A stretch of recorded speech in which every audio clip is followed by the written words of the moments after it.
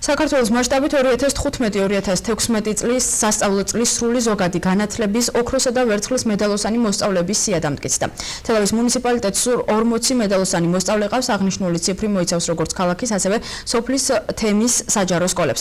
თელავის საგანმანათლებლო რესურს ცენტრის ხელმძღვანელის ლევან მრელაშვილის თქმით, მედალოსანი მოსწავლეების რაოდენობით თელავის მეოთხე საჯარო სკოლა ლიდერობს. ჯერჯერობით არ არის ცნობილი, როდის გაიმართება მედალოსანთა დაჯილდოების ცერემონია.